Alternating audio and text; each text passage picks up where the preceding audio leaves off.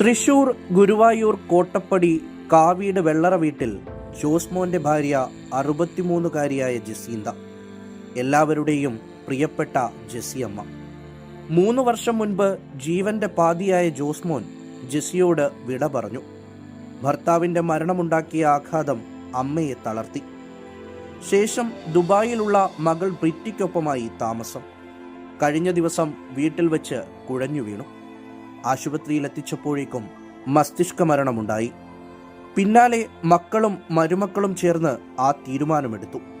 തങ്ങളുടെ പ്രിയപ്പെട്ട അമ്മയുടെ വിയോഗം തീരാ നോവാകുമ്പോഴും മറ്റ് 2 കുടുംബങ്ങളിൽ ആശ്വാസമെത്തിക്കുന്ന വലിയ തീരുമാനം. മമ്മി റെസ്പോണ്ടൊന്നും ചെയ്യാതെ ആയപ്പം മമ്മിനെ വെന്റിലേറ്ററിലാക്കി. അങ്ങനെ വെന്റിലേറ്ററിലാക്കിയപ്പോൾ തന്നെ മമ്മി DHA മോണിറ്റേർഡ് ആയിരുന്നു. അങ്ങനെ ഡോക്ടർമാർ ഞങ്ങളുടെ അടുത്ത് പറഞ്ഞു മമ്മീനെ കിട്ടാനുള്ള സാധ്യത, തിരിച്ചു കിട്ടാനുള്ള സാധ്യത വളരെ കുറവാണ്. അങ്ങനെ DHA മമ്മിയുടെ ബ്രെയിൻ സ്റ്റെം ഫങ്ഷനിങ് ടെസ്റ്റ് നടത്തി. ടെസ്റ്റിൽ പോസിറ്റീവായിരുന്നു. മമ്മിയുടെ ബ്രെയിൻ ഡെത്തായി എന്ന് അവർ ഡിക്ലെയർ ചെയ്തു.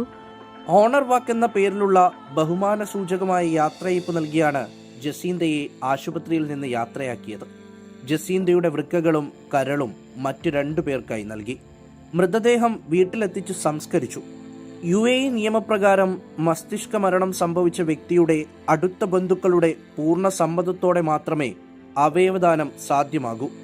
മരണാനന്തരം അവയവങ്ങൾ ദാനം ചെയ്യാൻ താൽപ്പര്യമുള്ള ഏതൊരാൾക്കും ഹയാത്ത് ആപ്പിലോ വെബ്സൈറ്റിലോ മുൻകൂട്ടി രജിസ്റ്റർ ചെയ്യാൻ അവസരമുണ്ട്.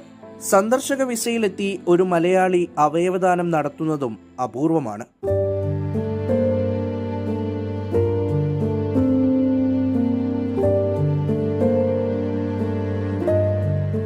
എത്ര അകലേക്ക് മറഞ്ഞാലും ജസിയമ്മ ദുബായിയുടെ ഹൃദയത്തിൽ മായാത്തൊരു മുദ്ര പതിപ്പിച്ചാണ് മടങ്ങുന്നത്. എക്കാലവും തിളങ്ങി നിൽക്കുന്ന മുദ്ര.